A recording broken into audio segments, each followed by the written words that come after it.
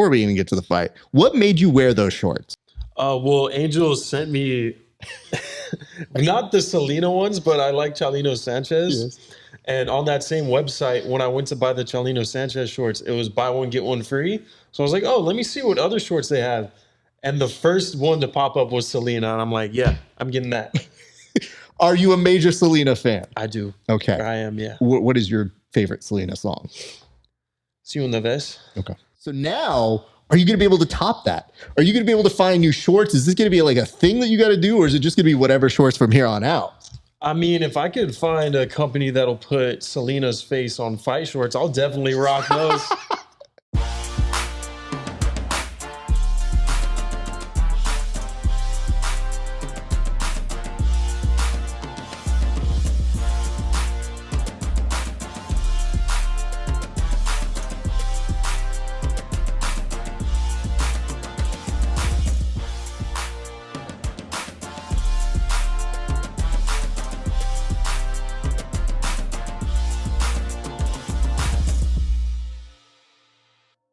What is up, ladies and gents? It is your friendly neighborhood BJJ podcast, Rafa Esparza, and we are bringing you another great installment of the Grappling Hour. I hope that you guys are excited, entertained, and I hope that you're ready to see our guest. However, our guest, you'll see him here in a second.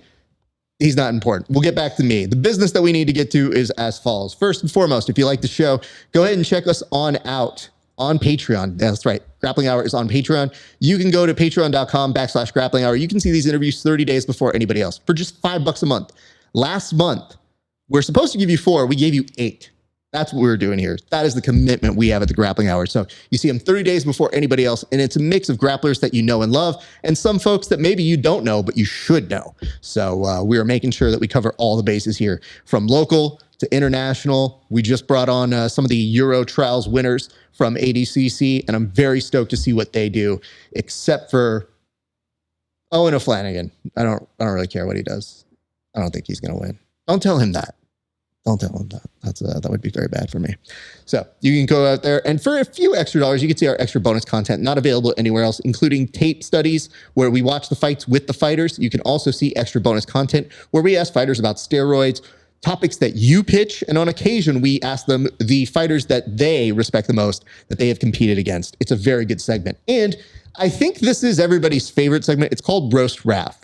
In this segment, people watch my footage of my competition, and we have them roast that. And for whatever reason, it is our most popular segment. So you can see that on patreon.com/grappling hour. And if you like this shirt, check out this. Look, this is merch. This is what we call merch here, baby. We wear this shit is Grappling Hour t-shirts. We are starting to run low on stock. So if you are trying to get yours, it is not a, hey, Raf, do you have this? Hey, Raf, do you have this still? I'm running out of shit here, people. So go on over to rafesparza.com/merch or going over to grapplinghour.com. You can find it at either of those places. It means the world to me. We also have very comfortable, warm hoodies that you can wear. Right now, it's raining here in California. Very rare, but keeps me very warm.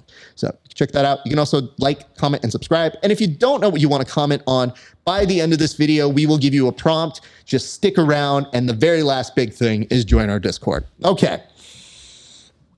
Our guest, what do I say about him right now? Well, you know, it's been a long time coming getting this guest to just come and train here. There's been an open invite to this young man to come train. And then I said to him like this.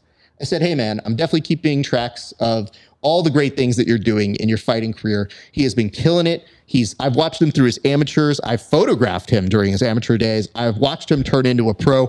I have watched him hang with some of the best people to train with here in California, not just at Systems Training Center, but now even through extended family at BLACKHOUSE. You know that this dude is on the come up. And more importantly, what happens when they're my friends? I'm way harder about giving interviews to. I don't just give interviews out to the people that I know because I feel like they have to work harder to get them. And I have to say, recently, this dude did the work. Thank you for turning off, by the way. Appreciate you guys outside. That really would have sucked to introduce this guy and be like, womp, womp. But my dude put in the work. Last week at Up Next Fighting, he had an immaculate fight. Just looked great. And it made me say one thing to him before even any of that happened. I said, if this man wears these Selena shorts to our princess, our Tejana princess, say Selena's, and he wins, he gets the interview. And he did just that. So I'm very excited to welcome to the very first time on the show, one, Joseph Rodriguez. Sir.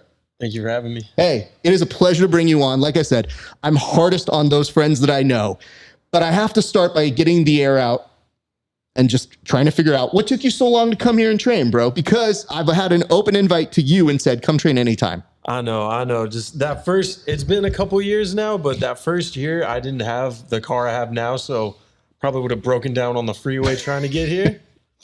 And just the past year I've been busy with fights and prepping. You know, professional fights are a lot different from amateur. So got to take it a lot more serious. I just wanted to say that part of that is that I was like, well, what people don't know when I say, hey, come train, it's all good, is that they forget. I'm like, no, I'm trying to train with you at this stage. In about 2 years, you're going to be at a level where I can't hang with you anymore. Like right now, it's all fun and games, but you keep getting better. I'm going to be like, yo, bro, I'm not doing 40 minutes with you. I'm doing 10. We have one 10-minute round and that's it. And then I go home. So I'm trying to roll with you when you're still on the come up. But I have to say, man, from the last time that we have rolled and trained, you have made such great progress. And I can attribute that to not just the good folks at Systems Training Center, but a lot of the work that I've seen you do at BLACKHOUSE. So when did you start going to BLACKHOUSE and what has that transition been like? So I started going to BLACKHOUSE about a year ago. Once I made the decision to turn pro, I knew I needed to expand my horizons and find other gyms to train at along with Systems. And Albert Morales invited me over, and all it took was one training session there, and I knew I wanted to be a part of that family as well. Of course, other friend of the show, Albert, the Belizean warrior, who is, man, he is good rounds too. So yeah, it's, what I like about Albert is, so for me, whenever I roll with you guys, I always know, I'm like, well, I do more of the jiu-jitsu stuff, so I don't make the assumption that I'm going to beat you guys if we did MMA rounds. But I'd like to think when I roll with somebody like Albert, he actually plays more into the jiu-jitsu side when we roll. So it's just pure, like he wants to go technique for technique on jiu-jitsu.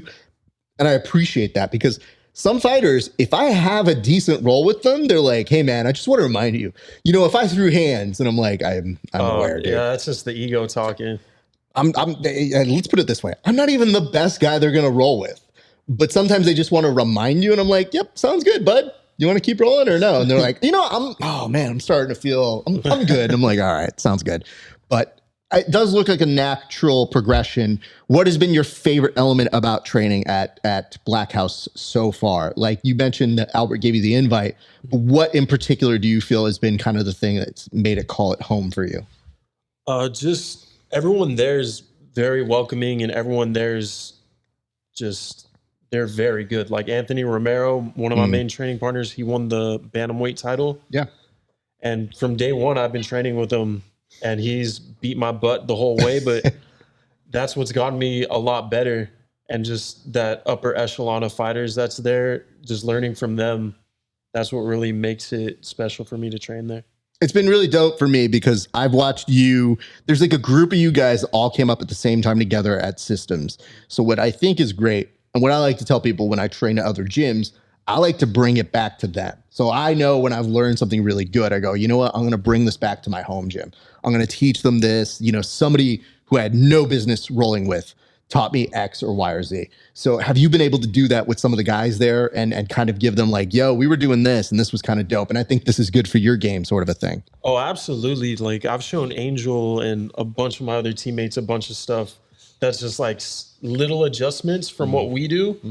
And it makes just like the biggest difference. And even Angel is like, I would have never thought of this if you didn't show me. And it's funny, dude, because even when we're rolling, you know, you have those moments where, you know, it's a little bit of give and take, especially if you have like a long open round. There's no clock going on per se. And for me, because it has that long open feel, you get a wider scope of what the person does. So especially when you're rolling for so long, you almost see every position. So it was like, today I got to see what you do at half guard. Today I got to see what you do from turtle. And I got to see what you do when you have my back and shit like that. And I go, oh, that's cool. He's doing this now. Or, you know, before I remembered being like, I think I remember telling Angel like 2 or 3 things. And I was like, hey, look out for him on these things. And Angel was like, got it. And so those are like the first things I'm like double checking as I'm doing.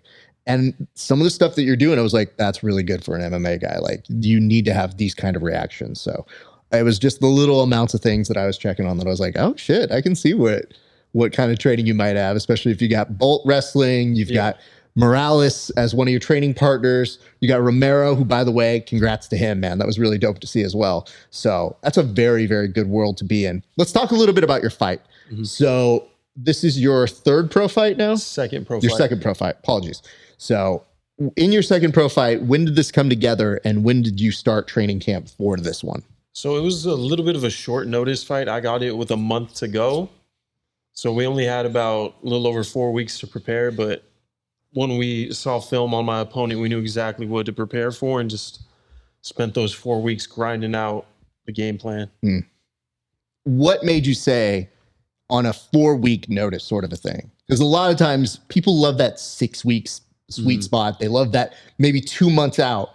But on a 4-week, it's almost like, oh shit, my weight has to be dialed in already. I'm behind on where I'd like to be. But in this, the tape seemed to give you confidence. How did everything else come together? Because when you start having to put that camp together and get all your guys together, like really it's a 3-week camp, honestly, you know? Yeah, well, I was already training to prepare for March. So I was already in shape. My weight was already pretty good. So when they sent me the opponent and I saw the film, I'm like, okay, we're already halfway there. I just need to get the weight down. Like, I'm already in shape. Just got to get the weight down. And we were able to make weight, and the rest is history. Okay. That's good. I want to know this. So talk to me about the fight itself, because, you know, obviously, actually, before we even get to the fight, what made you wear those shorts? Because I have to tell you, for as many weigh-ins as I have viewed in my time, I think your shorts were the first time I stopped and said, I'm sorry, did I see what I thought I saw? And like, my wife's like, what? I was like, this kid. And she goes, yeah. And I go, he wore some Selena's shorts. And she goes, Saint Selena's? And I go, yeah. The queen. The queen. And then all of a sudden she looked over and she goes, I hope he wins. And I was like, well, I just told him if he wins, we're interviewing. And she goes, 1, he better win. 2, you better fucking interview him. And 3, you better ask him about those shorts. So where did you even get those from? Well, Angel sent me not the Selena ones, but I like Chalino Sanchez. Yes. And on that same website, when I went to buy the Chalino Sanchez shorts, it was buy one, get one free. So I was like, oh, let me see what other shorts they have. And the first one to pop up was Selena. And I'm like, yeah, I'm getting that. Are you a major Selena fan? I do. Okay. I am, yeah. What is your favorite Selena song? Si una vez. Okay.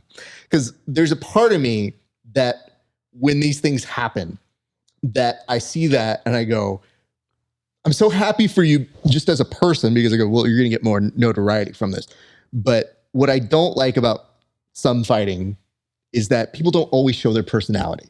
And that bugs the shit out of me, because those are the simplest ways to get over with the fans and say like, hey, I like what I like. Yeah. But all the times it's like, hey, look, I love Goku. It's like, cool. Who doesn't? On this one in particular, I go, what a statement, dude. So now, are you going to be able to top that? Are you going to be able to find new shorts? Is this going to be like a thing that you got to do? Or is it just going to be whatever shorts from here on out?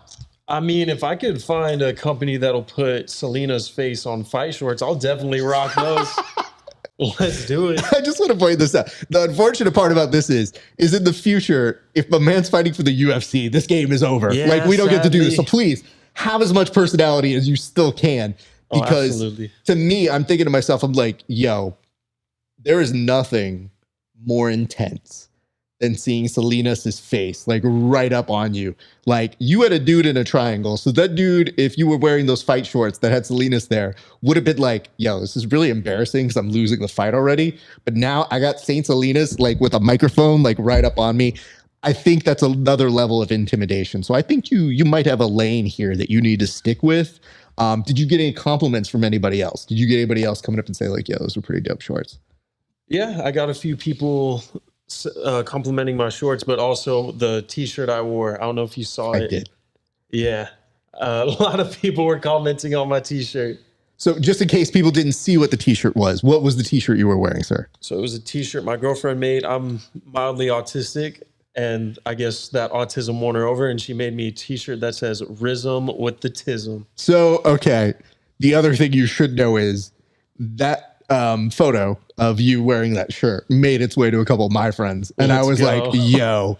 And they were like, where do I get that shirt? So I don't know if she needs to sell that, but I don't, maybe you are aware of this in the world, but like people love equating the fight world with autism now. Like they seem to be like, yo, autism, where I've seen fighters greet each other like this, autism. And I go, I don't know if I love that, but you know what it is? It's just when I saw that shirt, when people say, where is that from? I'm just saying, you guys should have a conversation about selling some of those if you haven't before. So just putting that out there. Yeah, well, when I see her later, I'll definitely bring it up to her. We're going to mark that out. We'll talk about that. Yeah. So what I want to point out here, though, is you putting those splashes of personality. Mm-hmm. What I love about seeing any of the systems people fight is that I always know you guys are fighting. You guys are always right on top of the social media. Like if it's not coming from you, I see it from everybody else. So like if I missed it on your social media, I'm like, oh shit. Oh, they're fighting tomorrow. Okay. So I have to credit your entire team for always being on top of like, if somebody fights, not only do they tell them, they're with you celebrating. Some of them are trying to jump over cages when they should not be. So like I have seen the boys get very much interlocked in that. So what does it feel like to have that kind of support from that team? Oh man, those are my brothers, man. Whether it's a big title fight or just like a debut, we're all going to show out and show our support.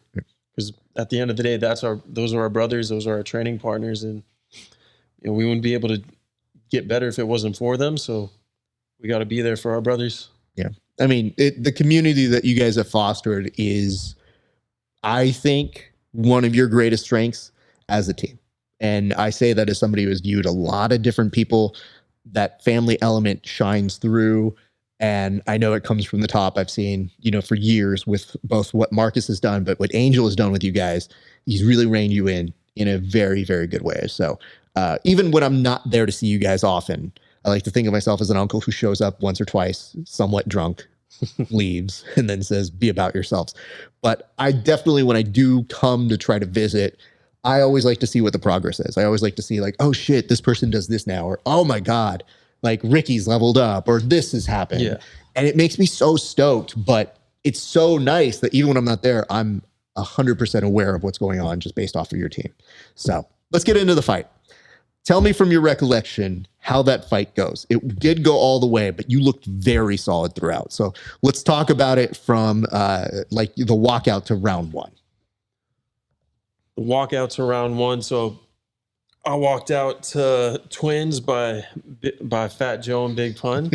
It's a classic.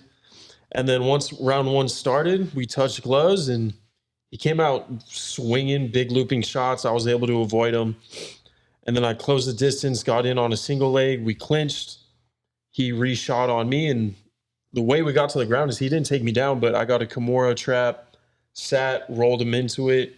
And I almost got a Kimura finish in like 30 seconds, but he was able to tough it out.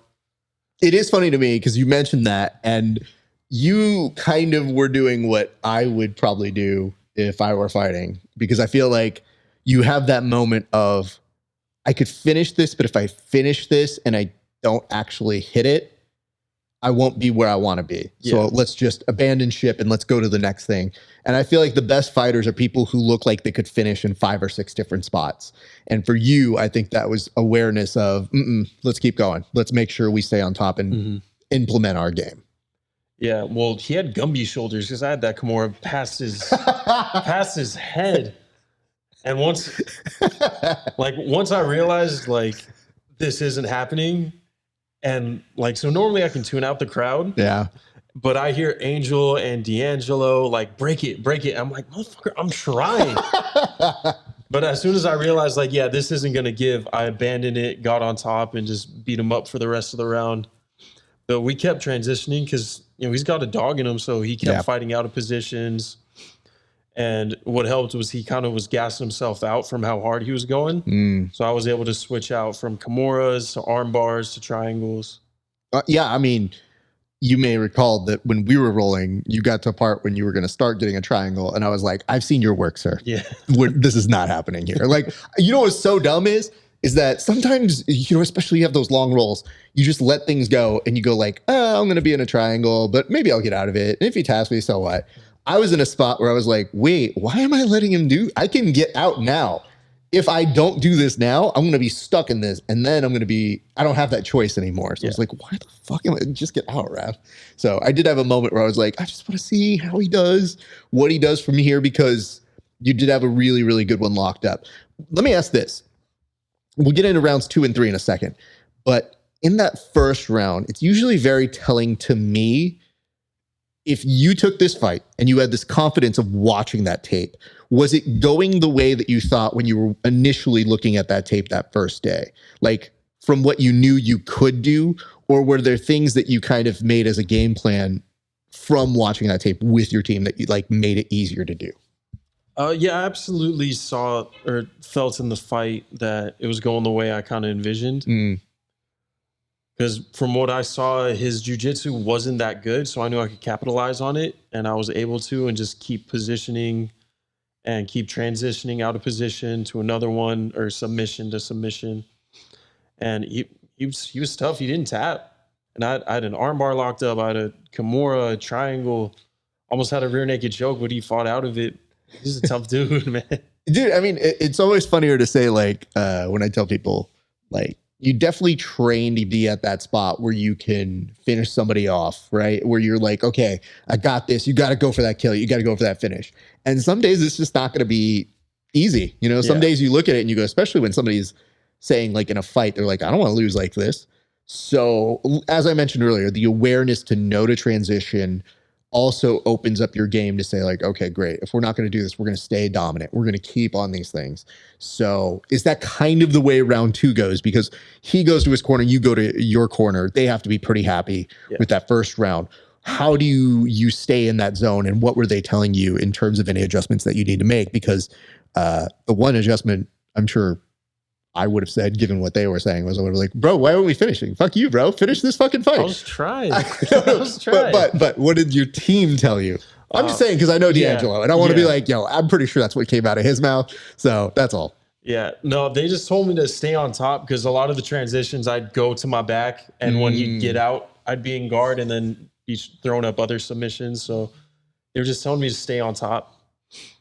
And I was able to, and then for about 2 minutes in the second round, he had me trapped on my back and in half guard, and even in side control for a little bit. But that's where the conditioning comes in. And like if he wasn't gassed out, we would have had a little bit more of a fight. But since he was gassed out, I was able to get right out and just implement my game plan. You know what? Okay, I want to bring this up. I'll bring it. I don't want to talk too much of like the details of how we train. I don't usually do that. Yeah. But there is something that I really did appreciate about you, which is we have this open round, right? It's fun going all the way through. The minute I told you, I was like, hey, we're going to go to a time, and it's the end of the roll, I felt like that was your first roll. Like that showed me what your cardio felt like, but I felt like you knew that we're on a time parameter, so you turned it up. And that made me happy to see, because I'm like, dude, a lot of people cannot do that. So it tells me a little bit about how you mentally block out your training, which is, all right, cool. We're having fun. We're flowing. We're doing this. It's a nice, easygoing thing. And I'm like, I have a policy, which is I'll go as hard as you're going. So if I see you going hard, I'll go a little bit harder. And then I'll kind of let you go to a certain point where I'm like, well, you're a fighter and I don't have fighter cardio, but I know what I can do. But for that, I was like, yo, this was so great. And I really appreciated that you could, on the last one, say like, hey, if this is the last round we're going to have, let's fucking go out with a bang. And I was like, yo, okay, that's a lot of fun. Yeah. Well, I'm a lot like you. Like, however hard you're going to go, I'll match that energy. So if you want to keep it light and flowy, we can do that. But if you want to make it competitive, let's go. I have no problem with it. Dude, again, it's my favorite type of thing, because I think it's very easy to get into a lull when you have no clock. So what I do with our guys, if I have like what I call like a marathon session like that, I will literally in the hour long dial it up, bring it down, dial it up, bring it down. So that way it's not just one note, one level.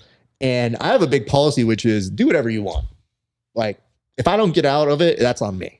But if you're doing your job, I like seeing what you learned in being in all those spots because I'm like, hey, we're going to end up in fucking this position anyway. So you might as well get something from that. Yeah. And it's funny to me because there were a couple positions that I was like, oh, I really want this submission. And you were like, under no circumstances. And I go, okay, well, I'm gonna come back to that one a little bit later. Okay, great. So to me, I just like when you see those things, most people, if they really know how to get the best training out of that, there is a way to be intense.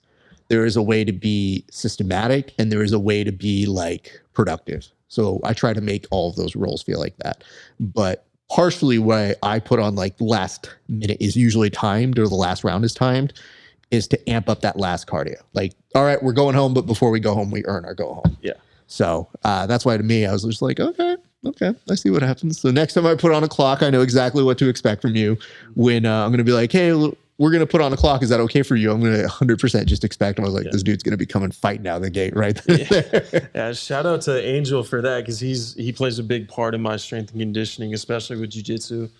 The way the classes are run there, they really get you into good shape. Oh, dude. I mean, Angel and I, those are good rounds, man. Yeah.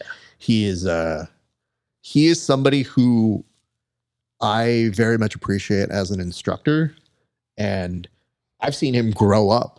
You know, like I remember when we first ran into each other, I was like, are you still a child? Like, how old are you? And now seeing him like put up memes where he'll be like, oh man, doesn't it suck being old? I'm like, you're not even fucking old. You're like a 25-year-old black belt. Get the fuck out of here, kid. So I like giving him shit, but I like that he carries himself like an old man. But it's also because his jiu-jitsu is very mature, and very smart. So yeah, shout out him. Well, let's talk about this. You know, you said you're on your back in the second round, which is kind of weird because you do play well off your back when you're doing jiu-jitsu. Different world though. Yeah. MMA, you probably want to be more on top just so you can implement more of your strikes and have more options. Yeah. So having said that, third round, what are the adjustments you're looking to make? And then what ends up happening in that third round for you? Third round, well, because I was on my back for a while, the Angel was telling me like, hey, it's probably 1-1. We need this third round. And then he was telling me like just take a look at him. He's done. Like let's keep this fight standing. Like we know what we can do to him on the feet. Like just if you're gonna go to the ground with him, you got to be on top. And I came out. We were throwing. I hit him with a clean uppercut. He shot. I sprawled and just kept top control from there for the rest of the round. I just rode out like the final 3 minutes on top. I'm curious about this because if somebody told me that they looked done, like their opponent looked done, did you take a look at him when they said that? Yeah. Did you think that he looked done when you saw him? I mean, he definitely looked tired, but from the way he was fighting through his fatigue, I could tell like, all right, he's not going to be an easy out. It is something fun that when coaches sometimes have that perspective, that outside perspective, they see things that you can't. So I was just wondering, because I know what I would do. If somebody's like, yo, he looks done, I'd be like, hold on, I got to see for myself. Because you ain't fighting. You ain't in here. Yeah. You don't know. I've been trying to put this dude away for 10 minutes. He hasn't been done for those 10 minutes. Like, damn. So I would definitely be looking and trying to grab a peek. But if that was the case, you did get to that top position. Like, you probably feel pretty confident when it goes into those matters. But from an outside perspective, I thought you looked pretty good everywhere. And I thought it's one of those fights that's really good to have as a pro in your emergence, because you get to show like a little bit of everything, dude. Like you got to show some good jiu-jitsu.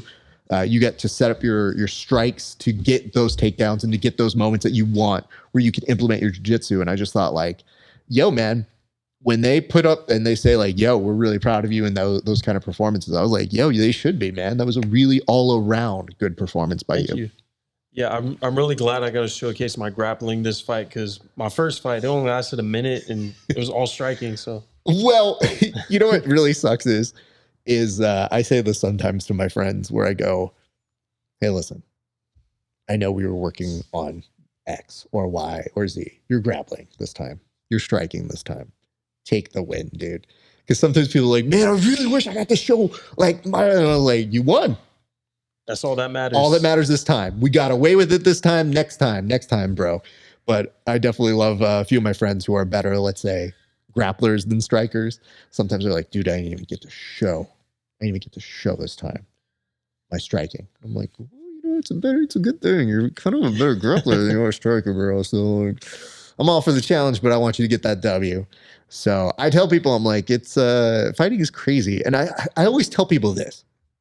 If ever you're wanting to show more of your grappling, do more grappling tournaments. Yeah. Like, it'll get it out of your system so that way you know it's in the toolbox.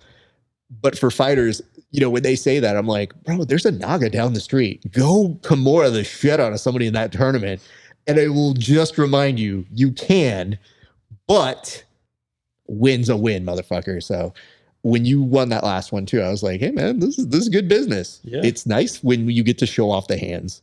So I'm very happy for you. What does the celebration look like to you? You win. What do you do afterwards? What is it that you get to enjoy and do? Tacos. Tacos. Okay. I love tacos. All right. Now we're talking my field. What kind of tacos we getting and how many, sir? Oh, shoot. Well, the place we went to, they sold tacos de costilla. Okay. And they just straight up threw a whole rib, gave you a couple tortillas. So I got a quesadilla with al pastor, and I got a few carne asada tacos. So really enjoy myself. Here's what I have to do when I go to a new taco place, because I'm sure you feel this as brown, but when friends who aren't brown tell me, they're like, you gotta try out this taco spot, I'm always like, okay, yeah, of course, I'll try out any place, but I have to do the following. I have to do 3 tacos, and I have to do a burrito. So if I get that, I get the full spectrum of what they offer there. There's a lot of other stuff you can like get infused with, unless they tell me there's something special that they have to give. Yeah. Fine. But for the most part, they're like, well, what tacos? And I gotta see the meat. I go, I know what I want. I definitely want like my pollo taco. I want an asada taco. And then I want a carnitas taco. But the problem with the asada is if I don't like the way it looks, sometimes I'm like, that al pastor looks pretty good. Yeah. But what I've learned to do over the time is when I show up, especially if it's a taco man that I feel like we vibed and we hit it off very well, I'm like, my man, what am I supposed to get here? 3 tacos. What am I supposed to get? I let them tell me the journey, because those motherfuckers know the meat. So if I were to ask you right now, 3 tacos, 1 burrito, what are you getting? Go. So the 3 tacos are 3 different meats? 3 different meats. Pastor, pollo, and asada. Just because those are 3 main ones. You got to see what the foundation's like. Then with a burrito, shoot, that could be either of the 3. So here's my question to you, though. Do you make the judgment call, or do you ask the guy? Do you pull a me and say, like, my man, what do I do? Or do you just have to go in and go, that's the 3 I've got to see? I definitely go for the burrito. If I had to pick, I always go pastor. Okay, smart man. Yeah. So there is a place, I'm sure it's a chain, but I had particularly called this one chain. It's called And Waffle. Okay. Now I love this place. The waffles are amazing, but I went in one day, and when you're craving something, I'm like, dude, I want a breakfast burrito, but I want a real good one. And so I go, hey man, can I get like a bacon breakfast burrito? My dude heard my brown voice on the phone and goes, my man, you want, and I was like, what? He goes, you want the chorizo. And I was like, do I, sir? And he goes, if you get this chorizo burrito and you do not like it, money back. And I was like, game over. Let's fucking go, dude. Yeah. And I was like, hold up. And I thought to myself, I was like, how Mexican do I sound that this dude's like right there being like, mijo, no. I was just like, okay, bro. I had it. I came home. My wife watched me eat this masterpiece. And I was like, oh my God. She's like, what? I go, he was so right. He was so right. From that day on, I have put trust in the people who make it. And especially if it's a taco lady, let me tell you the death of my life once. At my jiu-jitsu gym, across the street, a woman was just making tacos outside of a bar. Do you know how hard it was to work off food and then see this taco lady being like, hi, and I go, no, taco lady, no. So I would come home. My wife was like, what the fuck is this? And I go, Had to. Sorry, babe. And she's Had like, to. no. Why didn't you bring me any? And so she tried one, and I'm like, she's white, so I don't know if she's gonna like love all this sort of stuff. And she had one, and she's like, next time you see Taco Lady, you come home with some of that, and you get me. And I'm like, okay. So meanwhile, I come see Taco Lady, and she's just like, hey, what do you want? And I was like, man, I gotta bring some home to the wife. And she goes, I give you extra. And I was like, this Taco Lady is trying to make sure I live a good life too. Thank you, Taco Lady.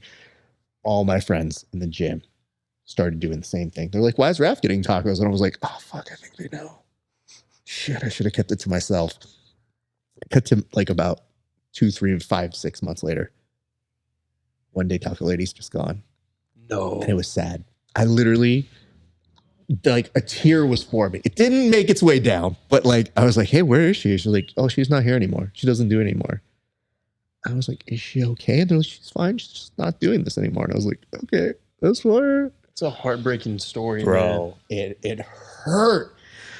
But probably good for my jiu-jitsu that she was not there because it was a bad equation. I literally would work off the food, and I swear to you, midway through training, I would be thinking about that tacos. Like, you could be trying to armbar me, and I would be too busy thinking in my head, like, can I do it underneath the night? Oh, our boyo's too good. No. It's funny you say that because, like, as soon as the fight was over, like, I get my T-shirt back on. I'm waiting for the decision. I'm just like, it's time to get some tacos. Like, I've been thinking about these the past month. Is that the hardest thing to not eat? Like, what is the hardest thing when you're in fight camp to be avoiding to not eat? Oh, man. Sweets. I'm a big sweet tooth. Okay, I saw what you were having yesterday. Yesterday, it looked like you was like an Oreo. Yeah, it was an Oreo sundae. It was. I couldn't tell if it was an Oreo shake or an Oreo sundae. An Oreo sundae seems a smidge too much to me. But I'm also thinking to myself, I'm like, you're a young guy. You can have whatever you want still. But like, why of all Sundays do you say put some Oreos on that though? Why not? Okay. Why not? All right. Fair enough. So that's the celebration. You took the week off. Mm-hmm. It was very good to see you kind of rested up. We obviously are doing this here today. But one thing that I've never gotten to ask you is, in our time of knowing each other, how you started off in jiu-jitsu. Now, I saw you, I want to say a few months into your system's time there already. So you had already started up a very, very strong prospect. Angel was talking to me about you, and I was like, all right, cool. And then I saw you were fighting, and I was like, oh, okay. All right, well, we'll keep eyes on him, but that's very, very good. So how did you get started in jiu-jitsu? Did you do other sports first? Did you do wrestling? What were you doing as a kid? Yeah, so right around the time I was like 11 years old, my dad put me into wrestling. Did that all throughout high school. And then my sister's like longtime best friend was one of the strength coaches at Systems at the time I was graduating high school. So they got me in as an intern, and I started training, and the rest is history. And now I'm fighting. So let's go back a little bit. What do you remember about your first jiu-jitsu class? It was awkward for me because the whole point of wrestling is to stay off your back. Yeah. And in jiu-jitsu, that's where you want to be. So that was what took me the longest time to transition to, was being comfortable on my back. Yeah. So my first recollections of rolling with you was, I think there was a moment where I was like looking to not like take you down. I don't necessarily think I can take you down, especially when you get this old. It's all about efficiency. It's like, nope, I want him to be here and me to not be where I don't want to be. And I remember just trying to put you on your back, and you looked at me like, no. And I go, bro, this is like half the game. I don't know how to tell you. It's got to happen. And I remember you try like holy hell not to let me do it. And I go, should I let him in on the secret now? And then I just remembered maintaining the position and like holding you there. And then you were trying to like move out of it. And I just kept you in half guard. And I was like, let's see how long he feels comfortable here. Okay. But now I rolled with you all day today. You didn't care where you were. You were just like, I feel comfortable in all these spots. And I thought that is great to see. But you're right. When you are starting it, let's go back even further. So you were doing wrestling first. What did you like about wrestling? Like, what about that spoke to you? Just how competitive it is. Because I've always been a competitive person, whether it was in school with my grades or playing other sports or even video games. Just I've always been competitive, and wrestling's like the most competitive sport you can do in high school because it's one on one. It's not a team sport. If you mess up, you don't have a teammate to back you up like you do in football or baseball. What do you recall as a favorite memory from your time in wrestling? Because you are a very deceptive weight and height. So like now you're all fucking swelled out. But I'm sure as a kid you're fucking gangly as fuck. So what was that like for you on the come up like that? Oh man, it was a lot of fun. I remember like my earliest favorite memory was, I think it was like my first or second wrestling tournament. I got in clean on a double, and before I could even run it, I was just able to lift him, and I was like, I'm about to body slam this guy. Let's go. It is great because I do see more of your wrestling side of you when I see you fight. Yeah. Because I've seen you when you really get on something. We talked about a mutual friend that we had that you fought. Yeah. And that when he was asking me, he's like, hey, what do you want to work on with me? And I remember telling him, I was like, I already know. And he goes, how do you know? And I was like, I watched your fight. And he goes, yeah. And I was like, you went for a ride, my friend. We're going to stop that. And I was like, and if you'd like, I could even call up the person who did it to you because he's my boy too. And he's like, yeah. And I was like, yeah. I go, so we're going to stop that. So we made a point of working certain wrestling breaks off of that. So he was telling me a little bit later, he was like, dude, that was really helpful. Like we did that. I go, hey man, fighting is all about intel. So even if you don't walk in as friends, they are giving you intel that now we need to pull away so that it doesn't become a habit that people can expose you forever and ever on. And he was just like, dude, that's so cool. And I was like, yeah, I was like, don't worry, I'll fuck up Joseph later for you, man. He's a good kid, but I was like, I'll get him back for you. No, Brady, I love that guy, but I love the fact that when I saw that launch that you had on that, I was just like, dude, that's a really fucking good takedown, man. Like clean as fuck. And I'm sure sometimes the difficulty is not just getting so caught up in the excitement of that and just being like, all right, we're going to move. But sometimes when you're about to get a takedown, you have the biggest fucking smile on your face. By the way, we need to talk about this because I have noticed this about you. You, sometimes when you're both fighting and you're doing jiu-jitsu, I don't know if you know this or that you are doing it intentionally or it's just a reaction that happens. But you get what I have referred to as Cardi B face, where you start sticking out your tongue. I've seen so many photos of you just tongue out in like a bad or good position, doesn't matter what, but it looks like you're having the time of your life. Do you know you're doing this? And are you playing up to the cameras? Like, what is this that you're doing? Half the time I do realize what I'm doing, and the other half I'll look through the photos that I get sent, and I'm like, did I really stick my tongue out as I'm getting socked in the face? Because I think the first time it happened, I just go like, oh, he's having fun. He's playing around. Second or third photo, I was like, is this a habit? And then I just thought like, even today while we were rolling, I saw you do it like 2 or 3 times. And I was just like, this dude, I think it's just in you. I think it's just something like a natural reaction. And sometimes I used to think, I was like, well, hey man, it's different if you're trying to catch your breath or something. Nah, dude, I think it's just all part of your natural instincts. Whenever you're rolling or just doing it, you just let it go and you're having fun. Yeah. But I've seen so many photos where it looked like it was intentional, where I go, this dude's just stunting on these people. Look at this fool over here, literally just like this right now, tongue out. And I'm like, I see what he's doing here. So I wanted to get to the bottom of that. But you knew exactly what I was talking about when I mentioned that, right? Okay, great. That's just me. It's like the Selena shorts. It's just an extension of myself. Hey, go with it. Because you know what? Every part of you that I see when that splash of personality makes me laugh every time I see it. But I just thought, I was like, well, under no circumstances are you going to make that face when I look like I'm in a bad spot. Yeah. Like nobody's going to be coming over, taking a photo and like have you do that. I was like, no, he's got to get out now. Yeah. Let's do this. So, okay.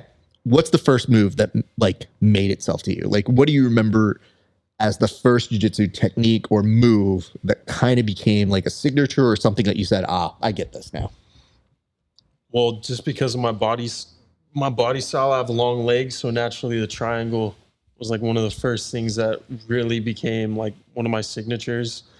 You could ask all of my teammates, minus Angel. I haven't gotten to tap Angel with the triangle, but I've tapped all my teammates with triangles, and I didn't even I didn't even get good at it until one of my fights. I locked up a triangle armbar, and after that, I was kind of asking Angel, like, how do you think I was able to do it? He's like, dude, you have long legs. Like, you should be. Wow. Hold on.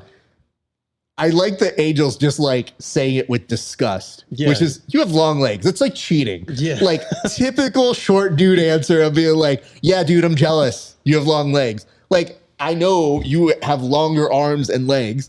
That's why when we were rolling, I was like, I was a little offended. You didn't darce me. You know what I mean? Yeah. Like, I was just looking at you and I was just like, you should be throwing those things up.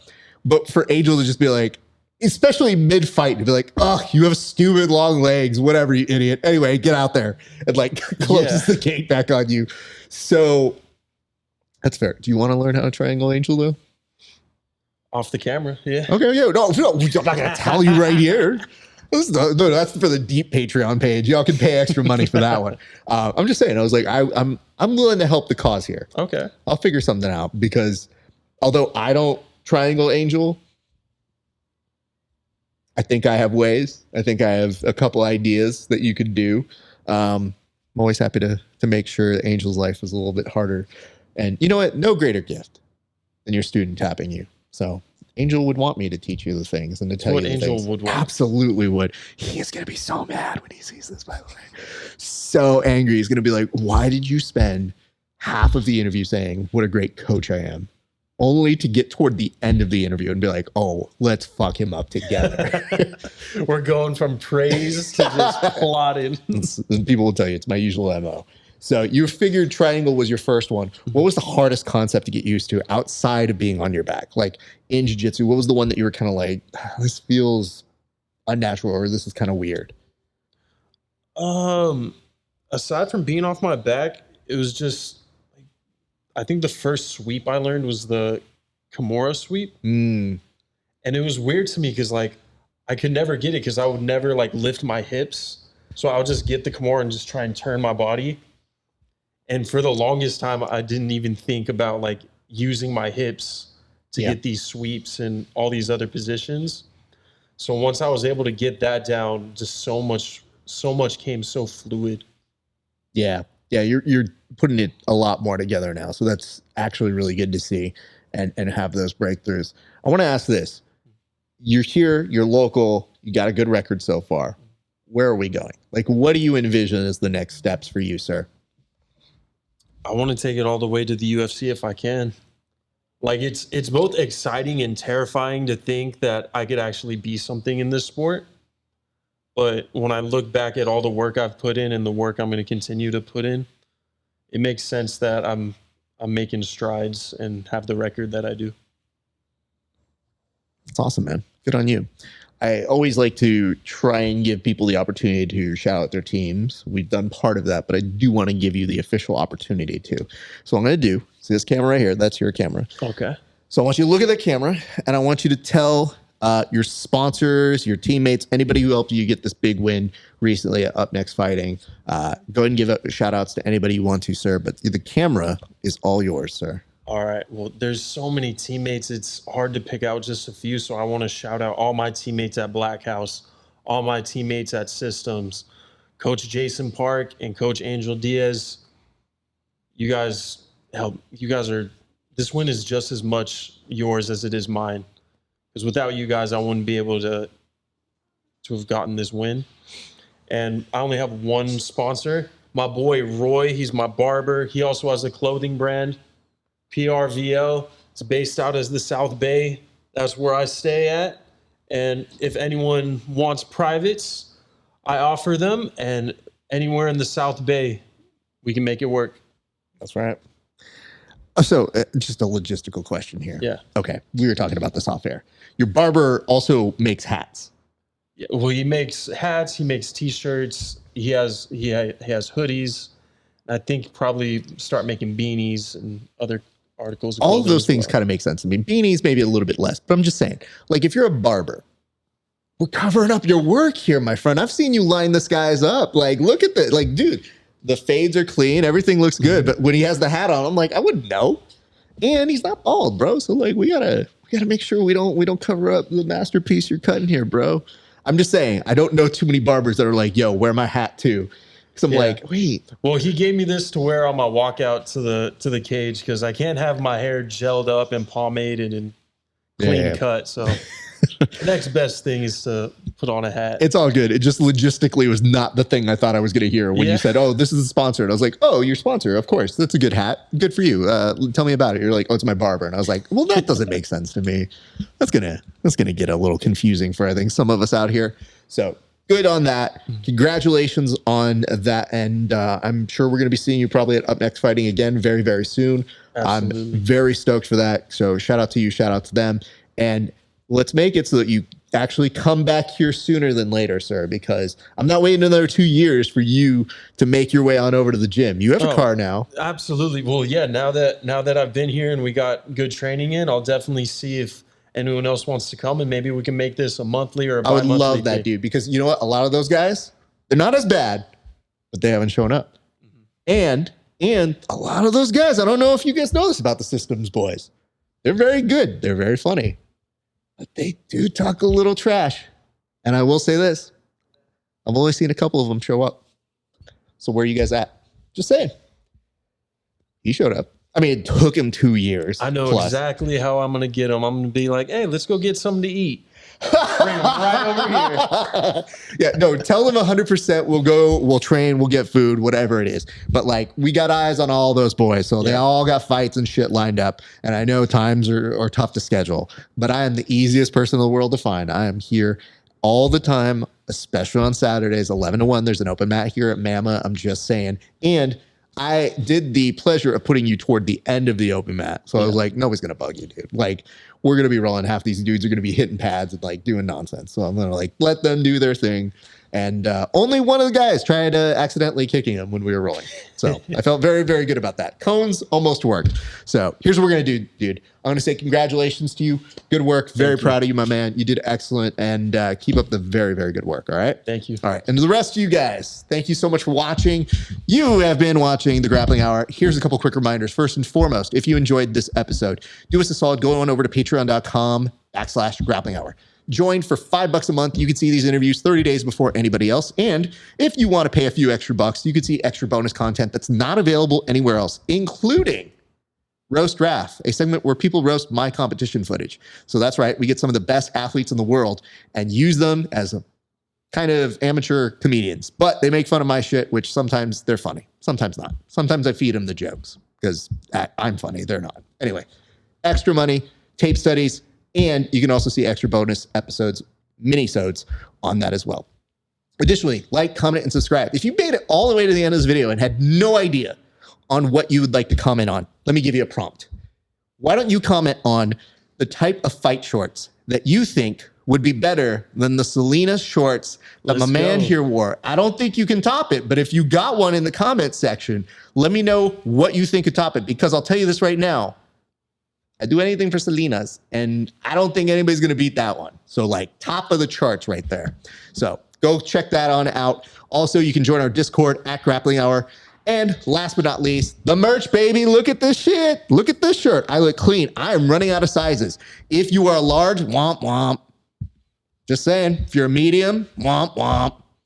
But my big boys, I got you still. And smaller people, I don't know. Like, smalls are very weird sizes in jiu-jitsu. Sometimes people are like, you got a small? And I'm like, I do, but are you a child? Anyway, so that's what we got going on. Be sure to give us some love and support. Guys, that's going to do it for us here on the Grappling Hour. It's been a great day for grappling. We'll see you back on the mats.